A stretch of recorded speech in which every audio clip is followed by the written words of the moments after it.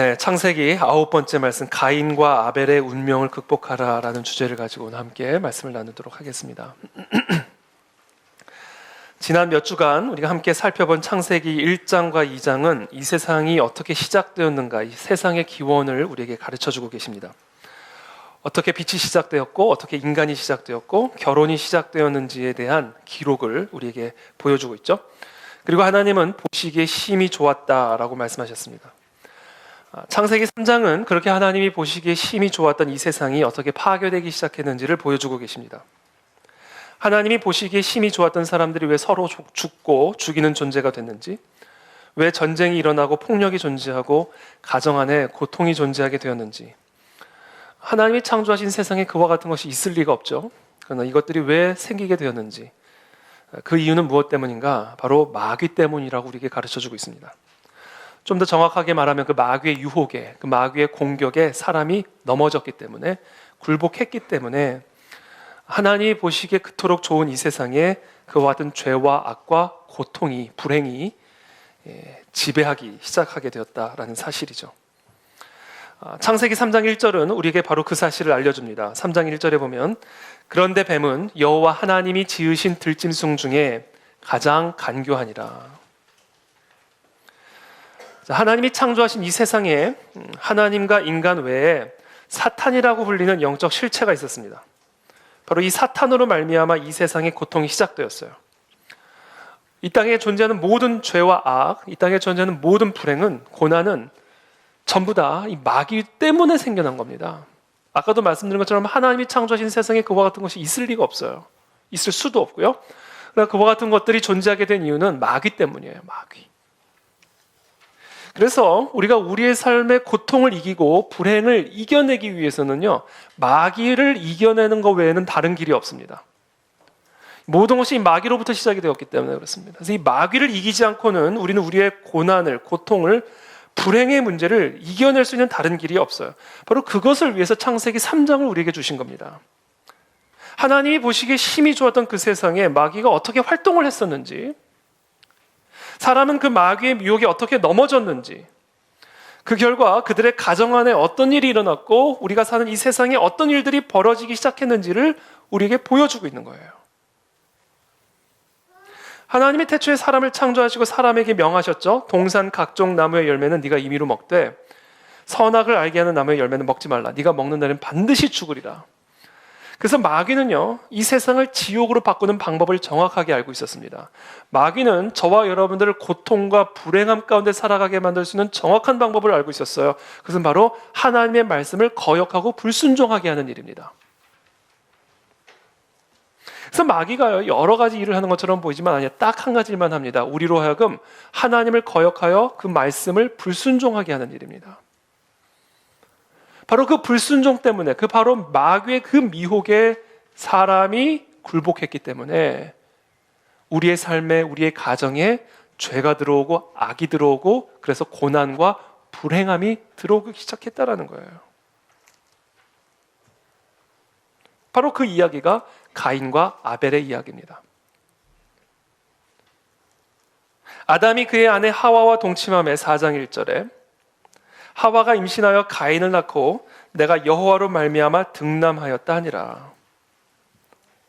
아담의 침묵, 하와의 불순종이 연합하여 죄를 잉태하고 사망을 출산하게 된 겁니다. 자, 아담이 하와가 동침하여 가인을 낳았어요. 그리고 나서 그의 아우 아벨을 낳았죠. 그가 또 가인의 아우 아벨을 낳았는데 아벨은 양치는 자였고 가인은 농사하는 자였더라. 세월이 지난 후에 가인은 어디서부터죠? 3절부터 세월이 지난 후에 가인은 땅의 소산으로 제물을 삼아 여호와께 드렸고 아벨은 자기도 양의 첫 새끼와 그 기름으로 드렸더니 여호와께서 아벨과 그의 제물은 받으셨으나 가인과 그의 제물은 받지 아니하신지라. 가인이 몹시 분하여 안색이 변하니 여호와께서 가인에게 이르시되 네가 분하여 하면 어찌 됨이며 안색이 변하면 어찌 됨이냐. 네가 선을 행하면 어찌 낯을 들지 못하겠느냐. 선을 행하지 아니하면 죄가 문에 엎드려 있느니라. 죄가 너를 원하나 너는 죄를 다스릴지니라. 이 말을 듣고 가인은 그의 아우 아벨에게 말하고 불러냈다라는 이야기죠. 그들이 들에 있을 때에 가인이 그의 아우 아벨을 쳐 죽이니라. 이게 지금 가인과 아벨의 이야기입니다. 가인은 살인을 했고 아벨은 살인을 당했습니다. 가인은 죄를 저질렀고 아벨은 그 죄로 말미암아 사망을 당했습니다. 가인은 죄악이고 아벨은 사망입니다. 이것은 무엇을 의미하는가? 아담과 하와의 아담의 침묵과 하와의 불순종이 동침하여 이 세상 가운데 죄와 사망을 낳았음을 보여주고 있는 거예요. 아담과 하와의 불순종이 죄와 사망을 낳아 죄와 사망의 계보가 시작이 되었음을 우리에게 보여주고 있는 겁니다. 자, 우리의 고난과 불행은 바로 그 맥락 속에 있는 거예요. 아담과 하와의 불순종이 가인이라고 하는 죄를 낳았고 아벨이라고 하는 사망을 낳았습니다. 그래서 우리의 삶에 죄와 사망의 지배와 다스림을 받게 되는 것이죠. 그것을 사도 바울은 로마서 5장 12절에서 이렇게 말합니다. 이러므로 한 사람으로 말미암아 죄가 세상에 들어오고 죄로 말미암아 사망이 왔나니 이와 같이 모든 사람이 죄를 지었으므로 사망이 모든 사람에게 이르렀느니라.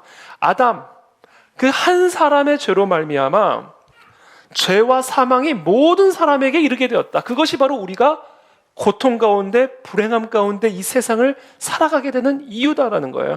그 우리의 고통은요 맥락이 있어요. 이 세상의 불행함은요 맥락이 있습니다. 바로 우리는 그 가인과 아벨의 후손이기 때문에 그 DNA를 물려받은 존재이기 때문에 우리 모두는 가인처럼 죄악을 행하고 아벨처럼 고통을 당하는 거예요. 그래서 우리의 모든 죄와 고통은, 죄와 사망은 맥락이 있다. 그 맥락이 어디서부터 시작이 되는가? 바로 이 아담과 하와의 가정 이야기로부터 시작이 되는 것이다라는 거예요. 자, 오늘 이 가인과 아벨의 이야기가 오늘의 주제인데 이 가인과 아벨의 이야기를 조금 더 깊이 한번 살펴보기를 원합니다. 도대체 무슨 일이 있었는가? 4장 2절에 보면, 4장 1절부터 보면 여호와로 말미암아 등남하였다. 이제 가인을 낳았어요. 그리고 2절에 또 가인의 아우 아벨을 낳았는데 아벨은 양치는 자였고 가인은 농사하는 자였더라. 자, 가인의 직업은 뭐였죠? 농부였습니다. 농사 짓는 사람이었어요. 아벨의 직업은 뭐였죠? 양을 치는 목동이었습니다. 세월이 지난 후에 농부인 가인은 땅의 소산으로 하나님께 제물을 드려 바쳤고 양을 치는 목동인 아벨은 양의 새끼와 양의 기름으로 하나님께 제물을 드렸어요. 그러나 하나님께서 아벨의 제물은 흔쾌히 받으셨지만 가인의 제물은 받지 않으셨습니다. 그러자 가인의 안색이 확 변해버리는 거죠. 5절에 이렇게 기록하고 있습니다. 가인과 그의 제물은 받지 아니하신지라.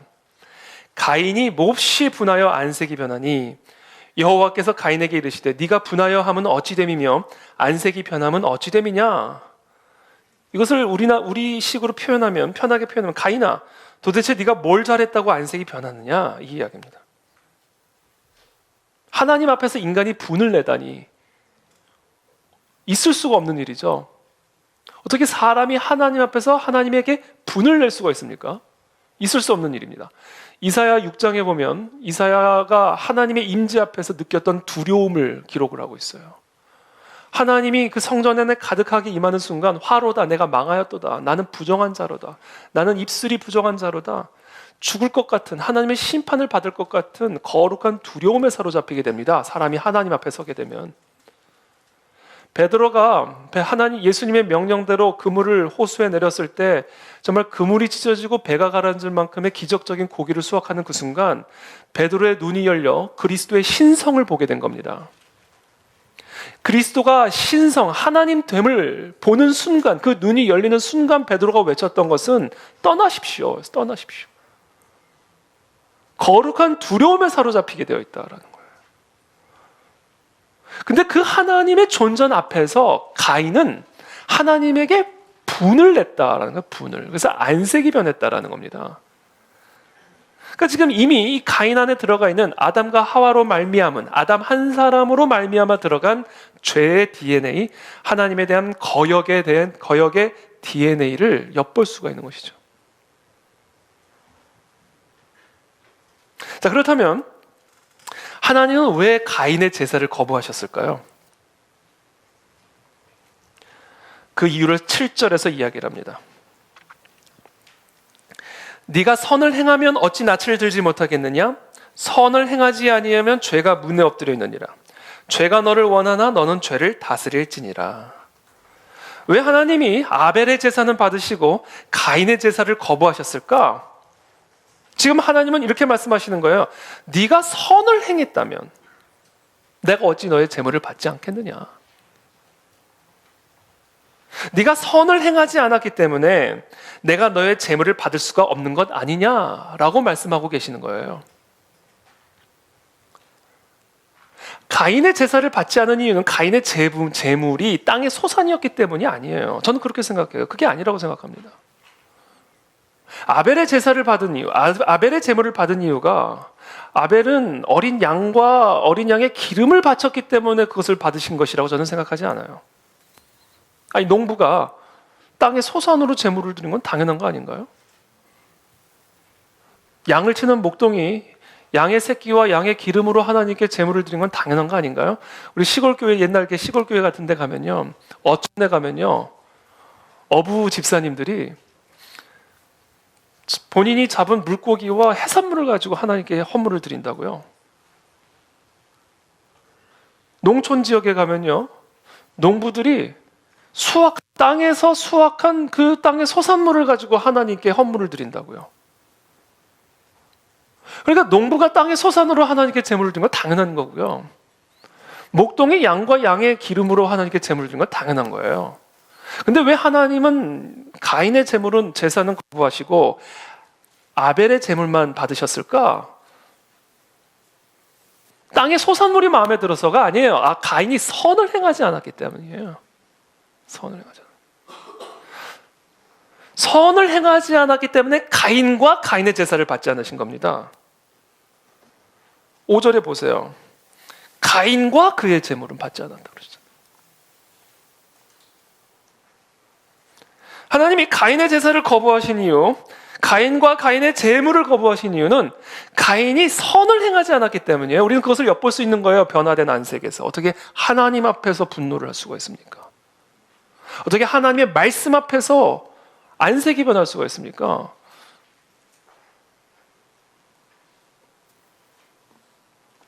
자, 그렇다면 선이란 무엇일까? 제가 항상 강조하죠. 세상에 하나님 외에 선하신 분은 없다. 무엇이 선하고 악한지를 판단할 수 있는 것은 오직 여호와 하나님 한 분뿐이다. 왜? 하나님 외에는 선한 분이 없으시니까. 그러므로 선이란 무엇인가? 하나님이에요. 하나님의 말씀이에요. 그러므로 선을 행하는 삶이란 하나님의 말씀을 순종하는 삶입니다. 이게 선행의 정의예요. 하나님 외에 다른 선한 분은 없기 때문에 하나님의 말씀을 행하는 자가 선행을 하는 자예요. 한마디로 선행이란 무엇인가? 선을 행하는 삶이란 무엇인가? 하나님의 말씀을 행하는 순종입니다. 그러므로 지금 선을 행하지 않음으로 가인의 제물을 받지 않았다라는 말씀은 하나님이 가인의 제사를 거부하신 이유가 땅의 소산물이 마음에 들어서가 아니라 하나님은 어린 양의 새끼를 원하는데 땅의 소산물을 가져와서 거부하신 것이 아니라 가인의 삶에 순종이 없었기 때문인 거예요.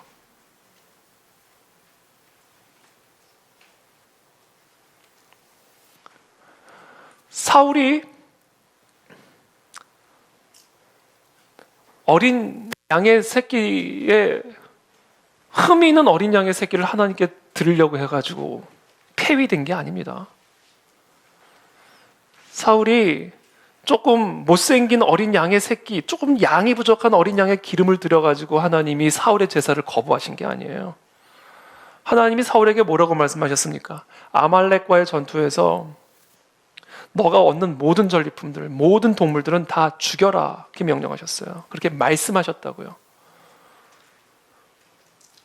그리고는 본인이 전쟁에서 승리한 후에 가지고 온 모든 동물들을 흠이 없는 것들은 하나님의 명령대로 다 소멸시키고 흠이 없는, 흠이 있는 것은 죽이고 흠이 없는 거, 아주 좋은 기름진 양과 양의 새끼들은 따로 구별되게 보관을 해두었다고요. 근데 어느 날 사무엘의 귀에 어린 양이 우는 소리가 들리고 무슨 소리입니까? 사울에게 물었더니 뭐라고 얘기해요? 하나님께 제사를 드리려고 이 흠이 있는 것들은 죽이고 흠이 없는 어린 양들은 내가 특별히 구별되게 보관했습니다 라고 이야기를 하잖아요. 그리고 나서 그 말을 들은 하나님이 사무엘을 통해서 하시는 말씀이에요. 여호와께서 번제와 다른 제사를 그의 목소리를 청종하는 것을 좋아하신 것 같이 좋아하시겠나이까?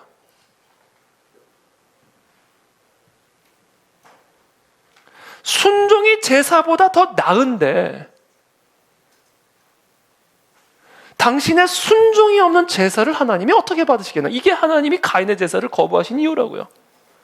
이게 사울의 제사를 거부하신 이유라고요. 당신이 하나님의 말씀에 순종하는 것보다 숫 양의 기름을 더 기뻐하시겠느냐? 이는 거역하는 것은 점치는 죄와 같고 귀신 앞에 무릎 꿇는 것과 같고 완고한 것은 하나님의 말씀 앞에 완고한 것은 사신 우상에게 절하는 죄와 같음이라. 아담처럼 하와처럼 하나님의 명령 앞에 거역하고 완고한 마음으로 불순종함으로 마귀에게 굴복하여 마귀의 지배를 받게 되는 것처럼 귀신의 다스림을 받게 되는 것처럼 그래서 그 가정과 가문 안에 귀신이 들락날락거리는 것처럼 그래서 죄와 사망을 낳은 것처럼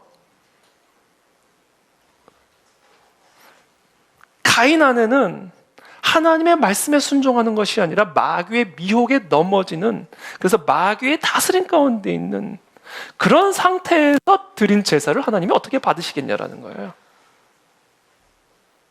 그러니까 하나님이 사울의 제사를 받으실 수 없었을 뿐더러 사울을 왕의 자리에서 쫓아내시잖아요. 그 다음부터 사울은 악령에 시달립니다. 우리는 순종하는 자의 종이 돼요. 우리가 순종하는 것에 종이 된다고요. 그러니까 하나님의 말씀을 완고하게 불순종하고 마귀의 미혹 앞에 유혹 앞에 굴복함으로 마귀의 저주 아래 들어가는 거예요. 죄와 사망의 저주 아래 들어가는 겁니다. 가인의 계보 안에 있는 거예요. 그래서 우리의 삶에 가인의 죄와 아벨의 사망이 끊이지가 않는 거죠. 그게 이 세상이 불행한 이유예요. 흑암과 사망의 저주 아래 있는 이유예요. 그렇게 시작이 된 겁니다. 여러분, 하나님이 가인의 제물을 거부하신 이유는요, 그것이 어린 양의 제물이 아니라 땅의 소산물이었기 때문이라는 해석을 저는 개인적으로 납득할 수 없어요. 저는 그게 납득이 안 돼요. 물론 그것을 신학적으로 그렇게 해석을 할 수는 있죠. 그러나 저는 더 본질적으로 하나님이 가인의 제물을 거부하신 이유는 하나님이 어린 양을 더 좋아해서가 아니에요. 취향이. 농사 짓는 사람이 땅에 소산을 바치는 게 당연하고 양을 치는 목동이 양의 기름을 제물로 바치는 건 당연해요. 하나님이 원하시는 제물은 양의 기름도 아니고 땅의 소산도 아니에요. 순종의 제물이에요. 하나님은 그 제사를 원하는 거지 양의 기름이 필요하신 게 아니라고요. 하나님은. 그러니까 하나님이 가인의 제사를 받지 않은 이유, 받을 수 없었던 이유는 가인의 삶에 순종이 없었기 때문에, 그래서 그 사람의 문에 죄가 엎드러져 있기 때문에 어떻게 그 사람과 그 사람의 제사를 하나님이 받으실 수가 있겠냐는 거예요. 그 문에 죄가 엎드러져서 그 문에 마귀가 들락날락거리는데 아담의 집처럼, 제가 지난주에 간증한 것처럼.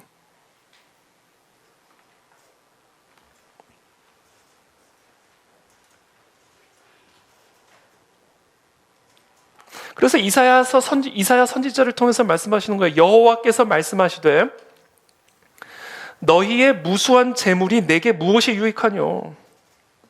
나는 순양의 번제와 살찐 짐승의 기름에 배불렀고 나는 숫송아지나 어린 양이나 순염소의 피를 기뻐하지 아니하노라. 그러니까 내가 기뻐하는 제사는 순종의 제사이지 양의 기름이 아니다. 중요한 것은 농부의 삶 안에 순종이 있는가 없는가의 문제이지, 목동의 삶 속에 순종이 있는가 없는가의 문제이지, 그것이 어린 양의 제물이든 땅의 소산이든 그것이 내게 중요한 것이 아니다라는 말씀을 하고 계시는 거예요, 지금.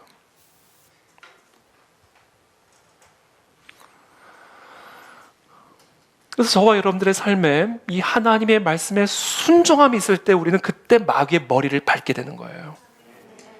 근데 아담은 거기서 실패를 한 겁니다. 하와는 거기서 실패를 한 거예요. 그래서 그 가정에 죄를 낳고 사망을 낳게 된 거예요. 그래서 그들의 삶에, 그들의 계보에 따른 우리의 모든 후손들의 삶에 죄와 사망이 끊임이 없이 흑암과 사망의 저주 아래 거하게 되는 거예요. 이게 우리 모든 불행의 이유예요. 그러므로 그것을 이겨내려면 마귀를 이겨내야 되는데 마귀를 이길 수 있는 길은 단 하나예요. 하나님의 말씀에 순종하는 겁니다.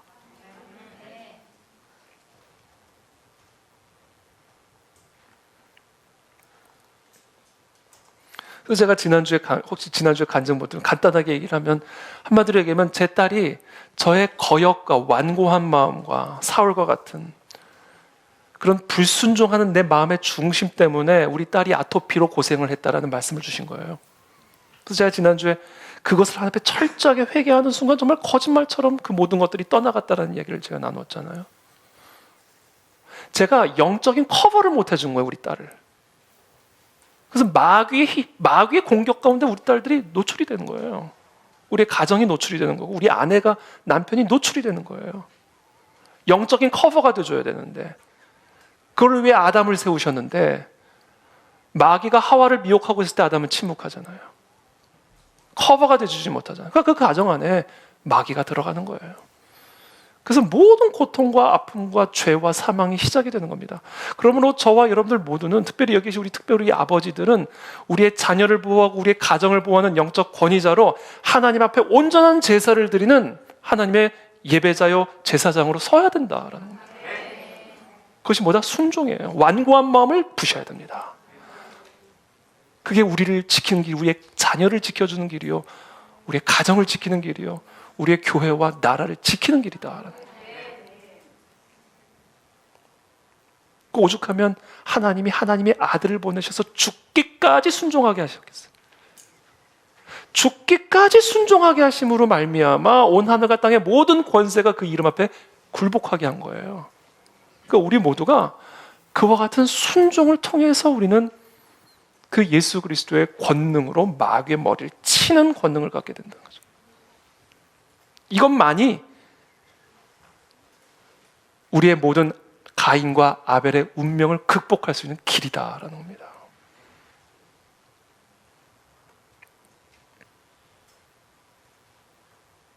근데 하나님이 순종의 제사를 기뻐 받으시는 이유가 있습니다.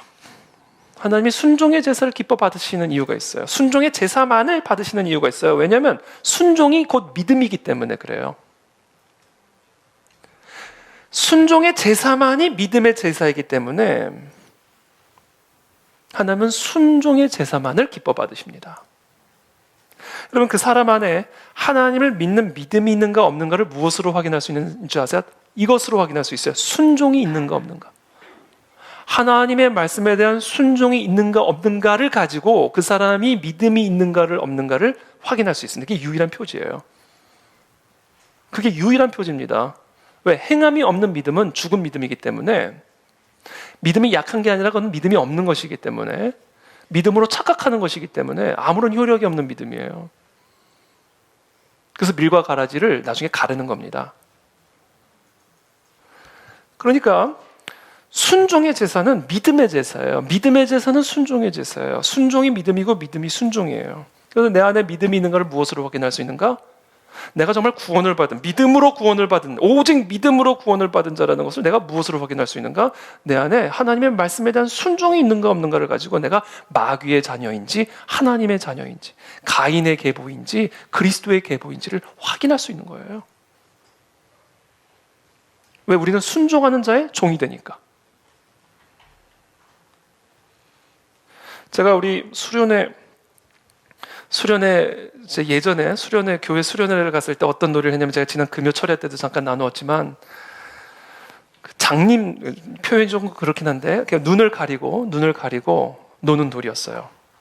그래서 눈을 완전히 가리고 하나도 보이지 않는 캄캄한 그런 끈 같은 걸 묶고 내 앞에 있는 사람 그 한 사람만 의지해서 건물을 내려갔다가 한 바퀴 건물 주변을 돌아가지고 다시 제 위치로 돌아오는 그런 게임이었습니다. 너무 무섭더라고요. 근데 하여튼 눈을 완전히 다 가린 상태로 내가 그 한 사람만 의지를 해서 가는데 제가 그때 그 경험이 떠올랐어요. 아, 믿잖아요, 이 사람을. 그러면요 100% 순종을 해요. 한번 해볼까요, 오늘? 이거는 100% 그냥 제가 하도 세게 잡으니까 좀 살살 잡으라고 그러더라고요, 저보고. 이거 놓치면 죽는 거니까. 죽는다는 표현보다 놓치면 끝이니까. 그러니까 제가 얼마나 그 사람 어깨를 세게 잡고 갔는지 몰라요. 안 떨어지려고. 왜요? 믿으니까. 그러니까 여러분, 믿음과 의지는요 똑같은 거예요. 이게 다른 게 아니라 똑같은 거라고요. 믿는 만큼 의지하는 거예요. 그리고 의지하는 만큼이 믿는 겁니다. 제가 그 놀이를 하면서 제가 깨달아서 우리 한번 수련회 가면 그거 한번 해보면 좋을 것 같아요. 믿음 체험.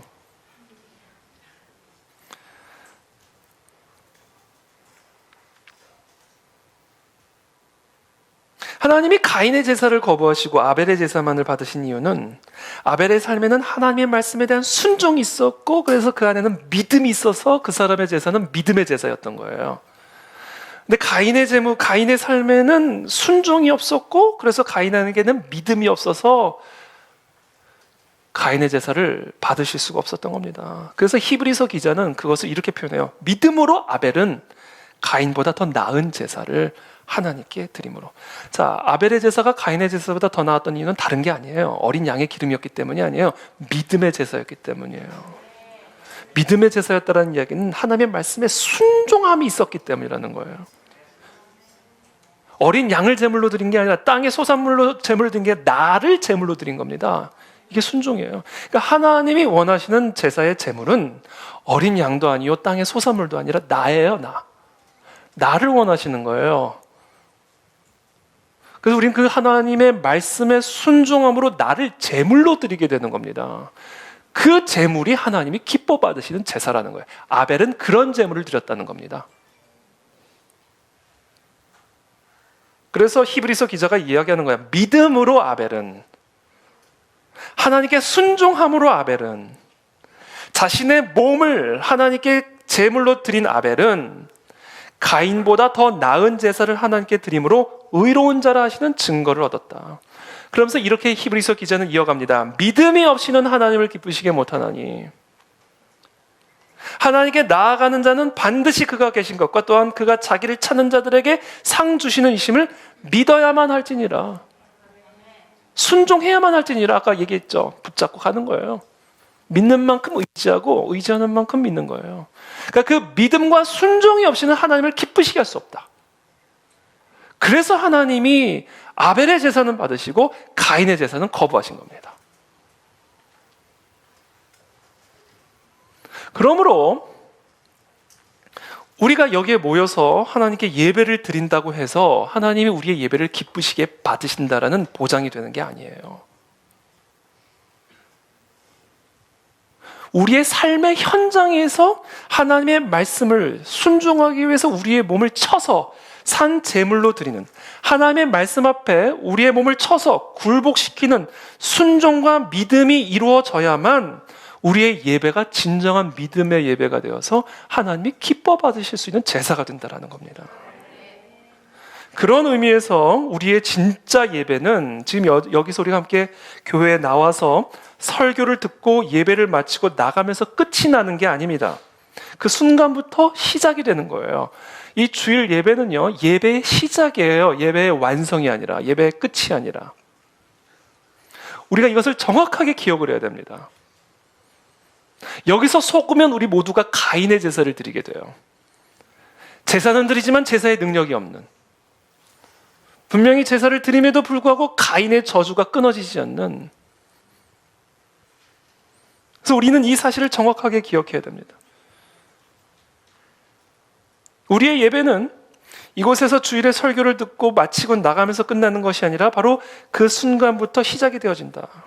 왜냐하면 하나님이 기뻐 받으시는 제사의 본질은 하나님의 말씀을 듣기만 하는 것이 아니라 그 말씀을 듣고 순종하는 것에 있기 때문에 그래요. 농부는 밭에서 살아가는 그 삶 속에서 하나님의 말씀에 순종하고, 목동은 초원에서 양떼들과 함께 살아가는 그 삶 속에서 하나님의 말씀을 순종하는 것이 하나님이 기뻐 받으실 수 있는 제사가 되는 것이다. 그러므로 계속해서 반복하지만 우리가 이 교회에서 드리는 이 주일 예배가 예배의 전부도 아니요 예배의 끝도 아니라 그냥 이거는 예배의 시작에 불과해요. 남편과 아내의 예배는 이렇게 주일 예배를 마치고 그들의 가정으로 돌아간 후에 그들의 가정 생활 속에서 완성이 되어지는 겁니다. 직장인의 예배는 이렇게 주일 예배를 마치고 그들의 직장으로 돌아가 그 시작되어지는 그들의 직장 생활 속에서 이루어지는 거예요.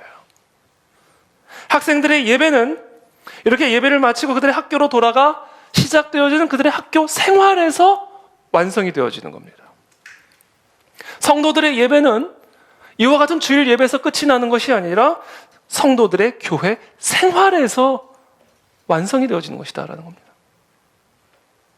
바로 우리의 이 생활 속에서 이루어지는 순종의 제사가 하나님이 기뻐 받으실 수 있는 믿음의 제사다. 그와 같은 삶의 순종이 없는 제사는 가인의 제사다. 가인의 제사다. 그래서 하나님이 7절에서 말씀하시는 거예요. 네가 선을 행하면 어찌 낯을 들지 못하겠느냐. 선을 행하지 아니하면 죄가 문에 엎드려 있느니라. 순종하지 않으면 죄가 문에 엎드려 있느니라. 하나님의 말씀에 순종하지 않으면 마귀가 네 집 문 앞에 엎드려져 있느니라. 그리고 그 죄가 너를 원할 것이다. 너를 다스리려 할 것이다. 그래서 죄와 사망의 저주가 임하기 시작한 거예요. 그러므로 너희는 죄가 너희를 계속해서 원할 것이지만 그러나 너희는 순종의 제사를 통하여 믿음의 제사를 통하여 그 죄를 다스려야만 한다. 그래서 그 죄가 우리 집 문 속으로 들어가지 못하도록 그 죄를 대적하고 그 마귀를 대적하여 우리의 가정을 지키고 우리의 교회를 지키고 우리의 나라와 민족을 지켜야만 한다. 무엇으로? 순종의 제사로. 이게 예배고 이게 제사다라는 겁니다.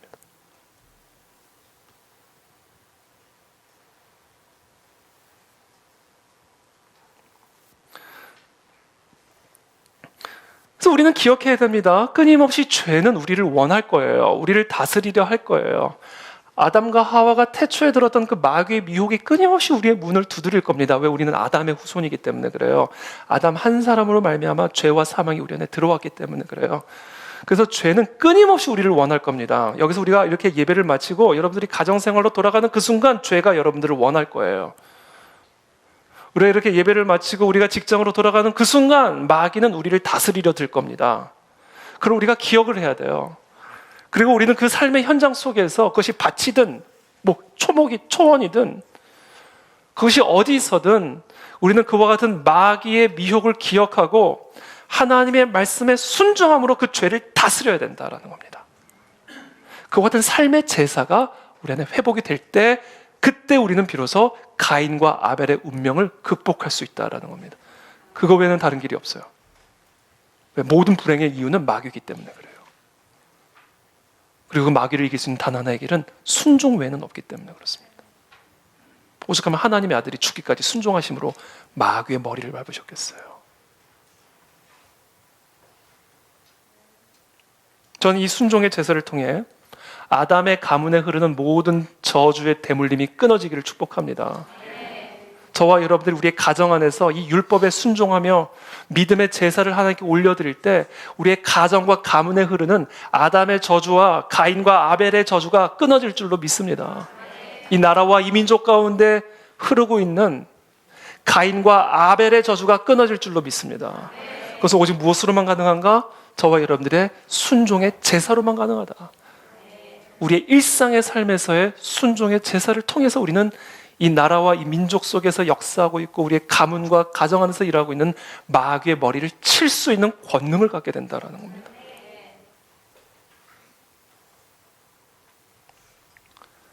근데 이제 중요한 문제가 있어요. 그것이 우리의 힘으로 가능할까? 여러분, 우리의 힘으로 죄를 다스릴 수 있을까요? 태초에 타락 이전에 아담과 하와가 죄를 범했는데 그렇잖아요, 여러분. 우리 지금 타락한 상태잖아요. 근데 아담과 하와는 타락 이전에 마귀의 미혹 앞에 무릎을 꿇었다고요. 태초의 에덴 동산에서 하나님과 함께 동산을 거닐던 아담과 하와가 마귀의 미혹 앞에 무릎을 꿇고 그의 저주 아래로 들어갔단 말이에요. 근데 그 저주의 계보에서 태어난 우리들이 어떻게 그걸 이겨내요? 논리적으로 말이 안 되잖아요. 그래서 우리의 힘으로는 우리의 인생을 사로잡고 있고 이 땅을 사로잡고 있는 가인과 아벨의 운명을 이겨낼 수가 없어요. 극복할 수가 없습니다. 그래서 오신 분이 예수 그리스도세요. 그래서 오신 분이 예수 그리스도십니다. 한 사람이 순종하지 아니함으로 많은 사람이 사망과 저주에 이른 것과 똑같은 방식으로 한 사람의 순종으로 말미암아 모든 사람에게 하나님의 생명이 임한다라는 거예요. 그래서 세세 계보가 시작이 되는 거예요.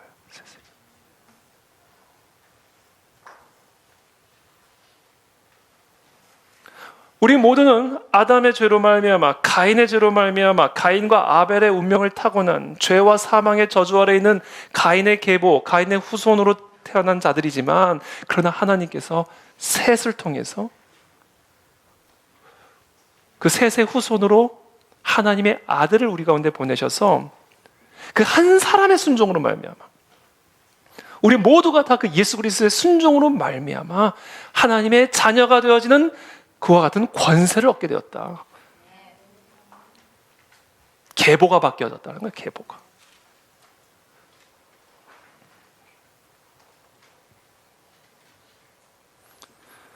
그래서 우리 모두는 이 한 사람의 순종으로 말미암아 그 예수 그리스도를 믿음으로 영접함으로 말미암아 우리가 예수 그리스도의 계보로 접붙임을 받아 모든 가인의 아벨의 죄와 사망의 저주를 이길 수 있는 마귀의 머리를 부술 수 있는 죽음을 이기신 그 그리스도의 권능을 소유할 수 있게 되었다라는 거예요.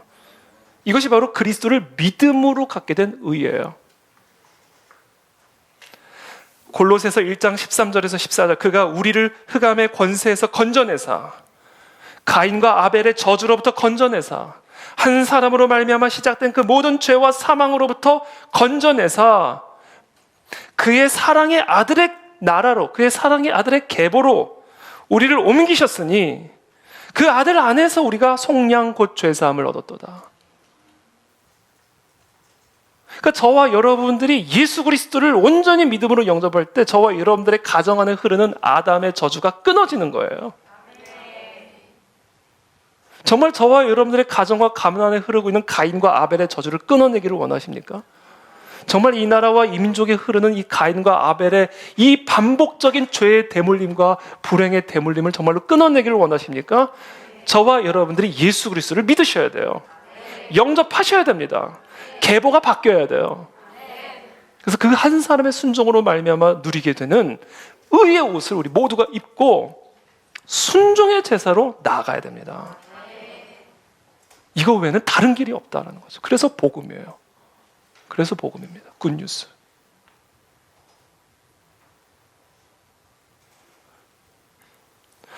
그러니 그와 같은 의의를 얻은 자가 그와 같은 권능을 받은 자가 한 사람의 순종으로 말미암아 하나님의 자녀가 되는 권세를 가져 가인과 아벨의 그 모든 흑암과 사망의 저주를 끊어낼 수 있는 자가 다시 그 가인과 아벨의 저주 속으로 들어가는 게 말이 되는 일이냐 이 얘기하는 거예요. 사도 바울이. 아니 어떻게 그게 합당한 일이냐. 아니 어떻게 하나님의 그 큰 능력으로 바로의 압제로부터 구원을 받은 이스라엘 백성들이 어떻게 다시 바로의 압제에 들어가는 게 이게 말이 되는 일이냐. 그리스도께서 우리를 대신하여 죽기까지 복종하심으로 말미암아 이 모든 죄와 저주의 대물림을 끊으시고 우리에게 하나님의 자녀가 되는 권세를 주셔서 복이 있는 자가 되게 하시는 그 권세를 주셨는데 어떻게 다시 그 저주 아래로 들어갈 수가 있느냐? 이게 말이 되느냐?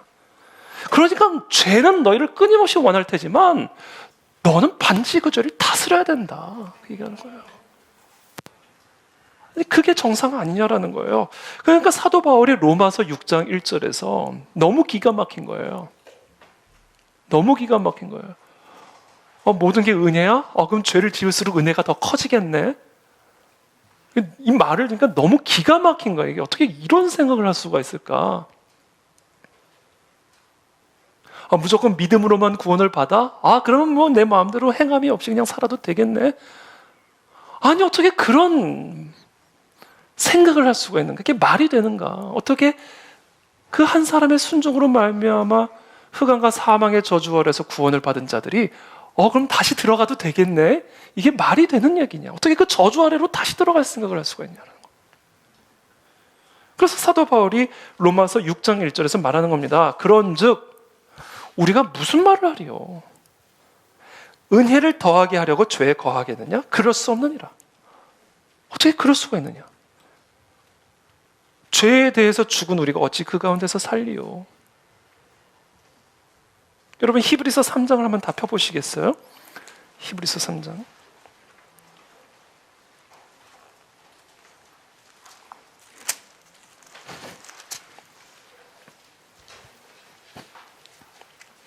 히브리서 3장 7절부터 한번 보겠습니다.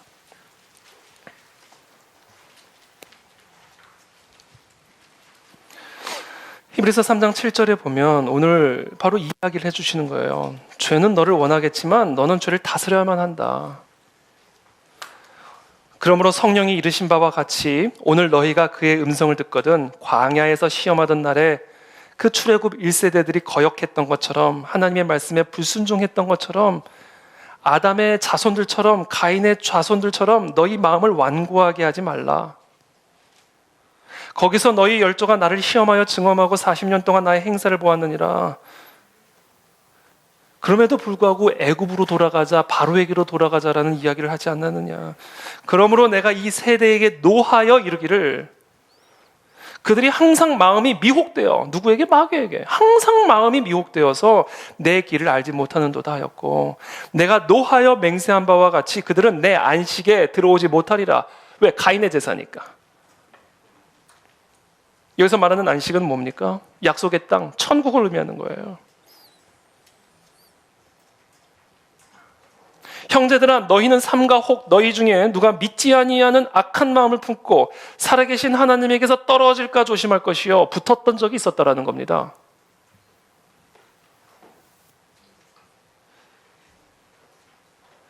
그러나 누군가의 미혹으로 말미암아 마귀에게 미혹으로 말미암아 죄를 다스리지 못하고 죄의 다스림을 받음으로 말미암아 살아계신 하나님에게서 떨어질까 조심할 것이요 오직 오늘이라 일컫는 동안에 매일 피차 권면하여 너희 중에 누구든지 죄의 유혹으로 완고하게 되지 않도록 하라.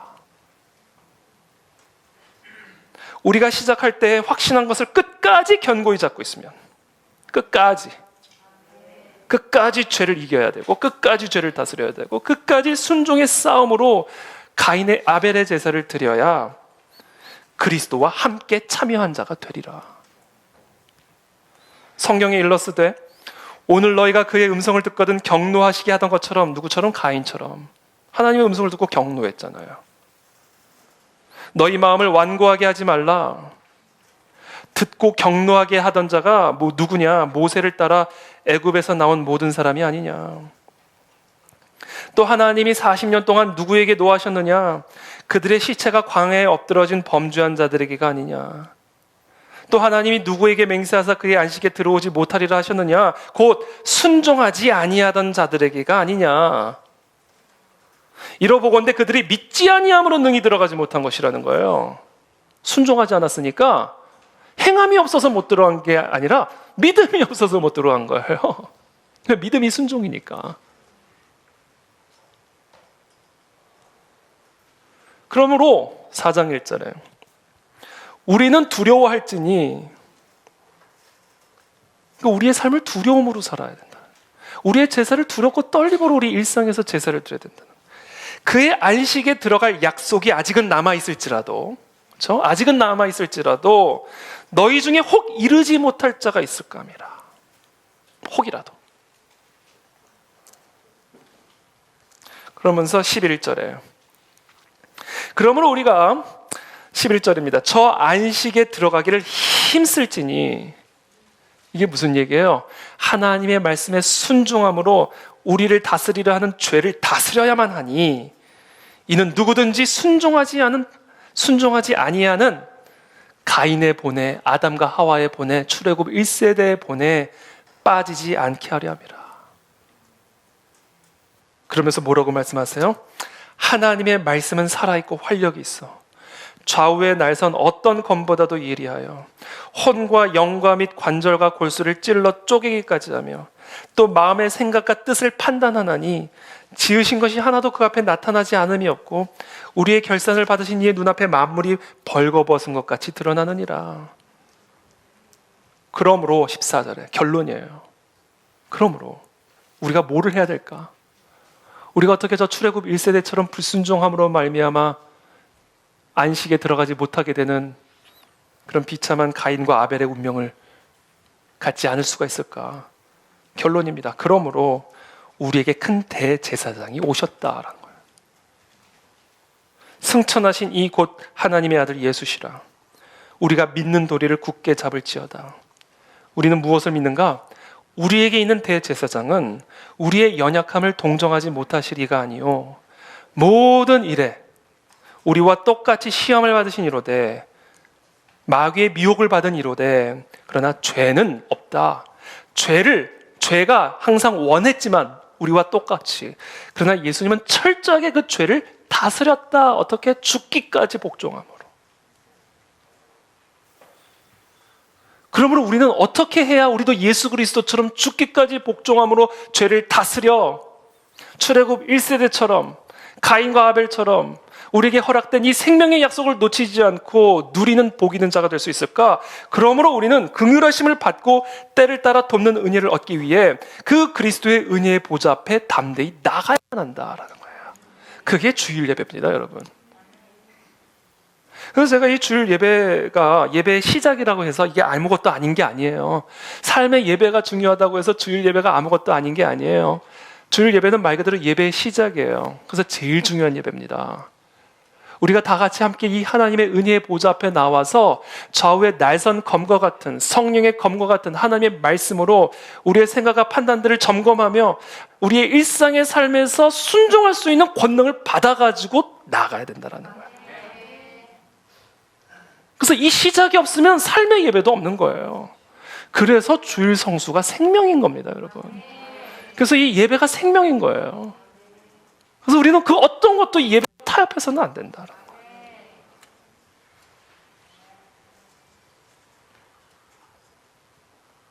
그래서 우리가 이 예배를 통해서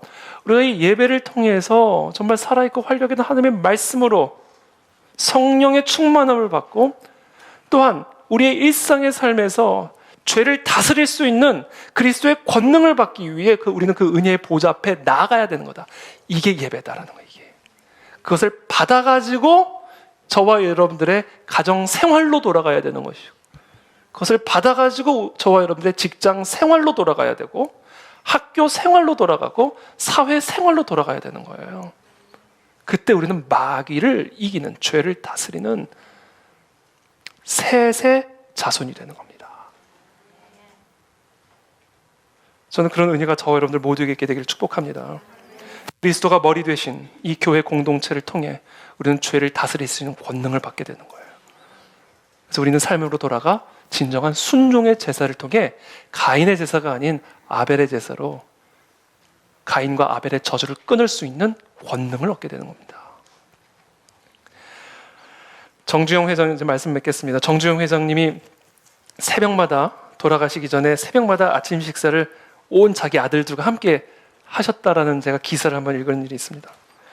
출근하기 전에 이제 그 아들들과 함께 다 같이 아침을 새벽에 다 둥그렇게 앉아가지고 식사를 하고 이제 출근을 하는 것이죠. 저는 되게 중요한 의미가 있다고 생각해요. 그렇잖아요? 회사를 책임지고 있는 자기 아들들과 함께 식사를 하면서 그날 하루의 일정들을 이야기를 하고 함께 한 가족으로서 하나가 되어서 그 모든 그 하루의 삶의 도전과 회사의 어려움들을 함께 이겨나갈 수 있는 힘을 받는 거죠. 배고파서 모여서 먹는 게 아니에요. 힘을 갖기 위해서 먹는 거죠. 우리가 이 교회가요, 이게 은근히 같이 사는 거예요, 이게. 은근히 같이 사는 겁니다. 거의 매일 보잖아요, 우리가. 뭐 영상을 통해서도 보고, 새벽 예배 매일 오시는 분들은 매일 만나잖아요. 그리고 일주일이요, 하루처럼 지나가잖아요. 일주일이 여러분 하루처럼 지나가요. 그러니까 이게 은근히 같이 사는 거더라고요, 우리가. 잠만, 마치 옛날 구약에 광야에 회방에 모였다가 각자 자신의 텐트로 들어가서 자고 다시 모이고 자고처럼 잠만 따로 자는 거예요, 우리가. 이게 그냥 같이 사는 거더라고요, 보니까. 우리가 이 모이는 일에 그래서 힘을 써야 된다. 물론 지금 요새 코로나 때문에 조심스러운 부분은 있지만, 우리가 함께 한 가정으로서, 한 가족으로서 정말 우리의 삶의 제사를 드리기 위해서 이곳에서 주의 은혜의 보좌 앞에 담대히 나아가 성령의 권능을 받고 우리 각자의 삶으로 흩어져가지고 우리가 이 순종의 제사로 마귀를 제압하는 선교적 사명을 같이 감당해 나가야 됩니다. 그것이 이 나라 이 민족이 복을 받는 길이요, 저와 여러분들의 가정과 가문이 복을 받는 길입니다. 그것을 위해서 우리가 함께 이 시간 기도하며 나가기를 원합니다.